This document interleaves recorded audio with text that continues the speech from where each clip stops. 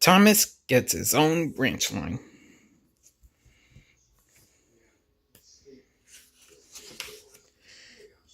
When Thomas first came to the big station, he was a cheeky little engine with no experience and not very many good manners. He liked to play tricks on the other engines, and sometimes he would rush to finish the job quickly and make a careless mistake. He thought that no engine worked as hard as he did. Thomas had a lot to learn before he could become a really useful engine. One day, Thomas was shunting coaches in the yard, but he didn't think pushing coaches around was a very important job. He decided to play a trick on Gordon instead.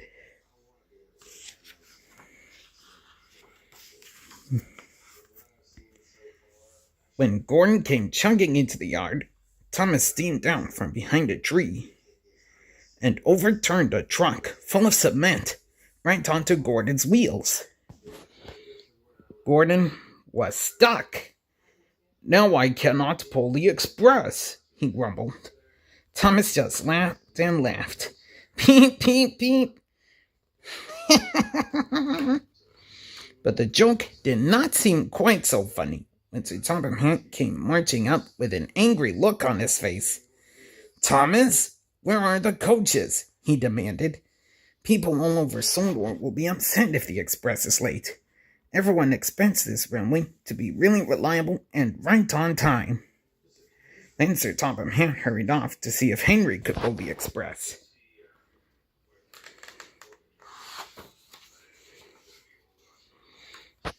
"I'm sorry, Gordon," said Thomas. "I thought my trick would be funny." And he quickly went to get the coaches that he was supposed to have lined up earlier. As he raced off, Thomas could hear Gordon still grumbling. "Cheeky little engine." Thomas worked quickly to get on the coaches. "Hurry, hurry," he pleaded. "The express is going to be late." Thomas shunted all the coaches into place just as Henry was ready to go. The express was off, just in the nick of time. When all the commotion was over and Gordon was unstuck and clean, Thomas got a good talking to. Sir Topham Hatt said, "Really useful engines do not play tricks when they have work to do. Shunting coaches may not seem important, but it is. If the coaches are not lined up properly, the passengers cannot ride the railway. But I am pleased that you worked hard to correct your mistake and get the express going on time.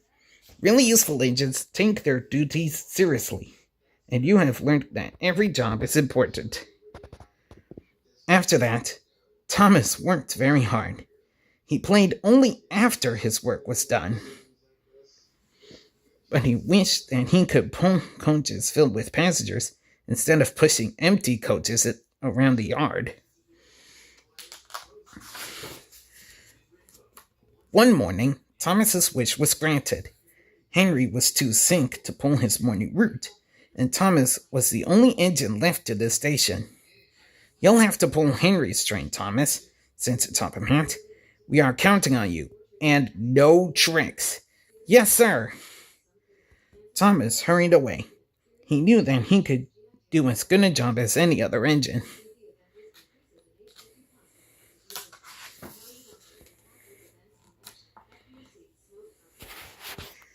Thomas puffed eagerly into the station, where the coaches and the passengers were waiting. "Calm down, Thomas," said his driver. "Really useful engines are patient and careful with their work." But Thomas didn't pay him any mind. He quickly backed up to the coaches. Then, without waiting for the all-clear signal, he chugged out of the station.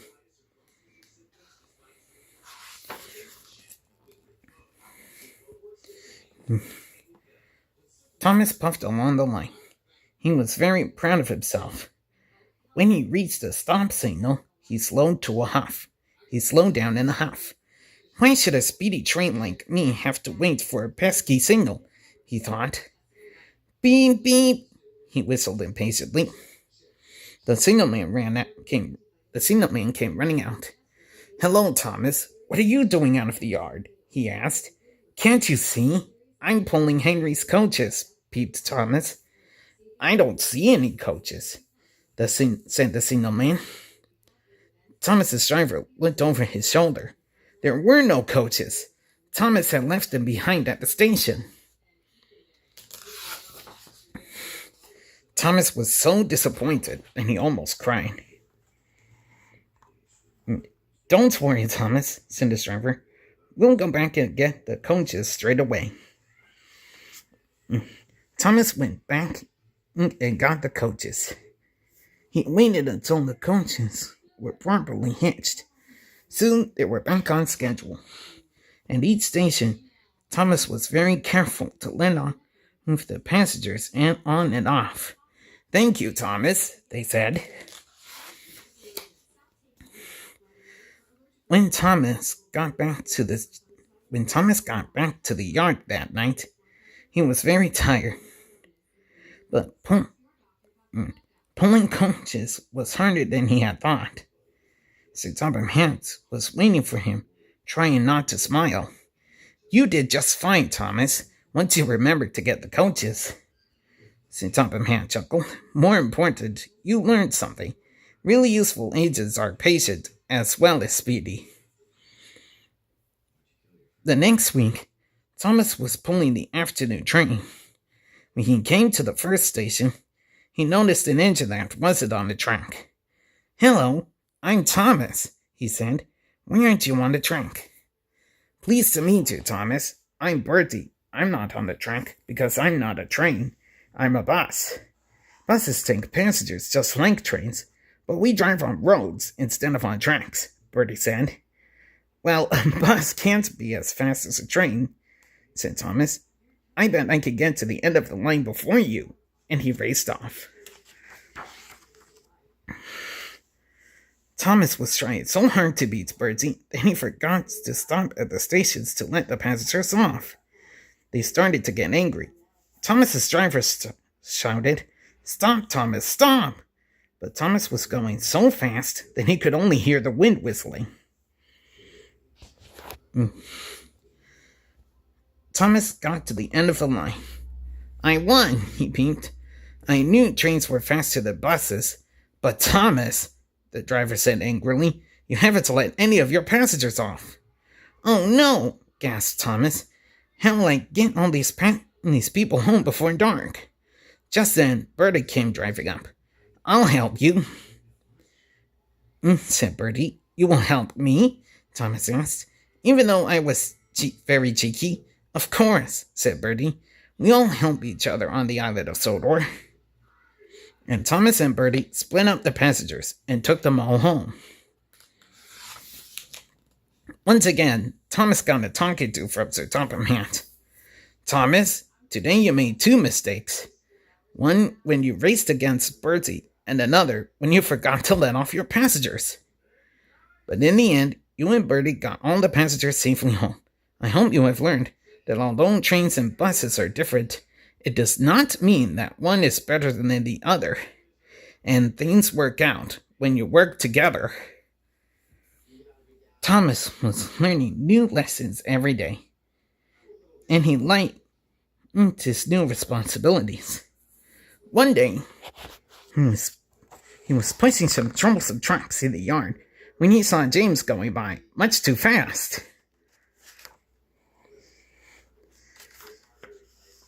Help! Help! James called. The trucks are pushing me too fast, and my brakes are on fire. The troublesome trucks only laughed and called, faster, faster!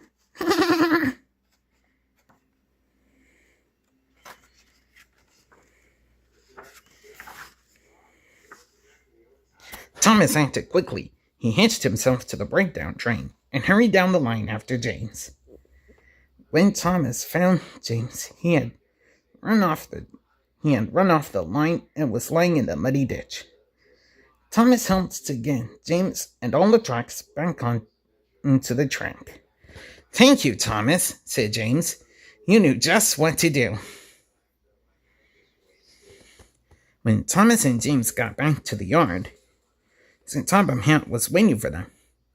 "Thomas, I am very proud of you. You were brave, cool-headed, and helpful. You have grown quite a bit from the cheeky little engine you used to be. You have proven that you truly are a really useful engine. Because you have done such a good job, I have decided that you shall have your own branch line." Thomas couldn't believe it. He was so excited. "Beep, beep, beep," he cried happily as he raced around the yard. "Avery, could you bring me a Dr. Pepper, please?"